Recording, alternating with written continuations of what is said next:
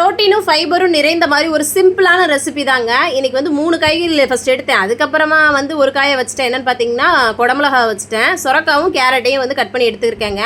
அப்புறம் குக்கரில் துவரம்பருப்பு அதிகமாகவும் கடலைப்பருப்பு ஒரு கைப்பிடி, பாசிப்பருப்பு ஒரு கைப்பிடி, அவ்வளோதான். அதை வந்து நல்லா வாஷ் பண்ணிவிட்டு குக்கரில் தண்ணி வேகிற அளவுக்கு வச்சுட்டு வெங்காயம், தக்காளி, பச்சை மிளகா, பூண்டுலாம் கட் பண்ணி போட்டுட்டு நம்ம சொரக்காவும் கேரட்டையும் நல்லா கொஞ்சம் பெரிய பீஸாவே கட் பண்ணி போட்டுக்கலாம். அதுக்கப்புறம் வெறுமிளகாய்த்தூள், மல்லித்தூள், மஞ்சத்தூள், உப்பு போட்டு நல்லா மிக்ஸ் பண்ணிக்கலாங்க. வேறு காய்கறி கூட நீங்கள் வந்து சேர்த்துக்கலாங்க. அவ்வளோதான். அதை மிக்ஸ் பண்ணிவிட்டு குக்கரில் விட்டு ஒரு 2 விசில் விட்டு எடுத்தோம்னா ரெடி ஆகிடும். அதுக்கப்புறமா சப்பாத்தி தான் வந்து போட்டுட்டு இருந்தேன்.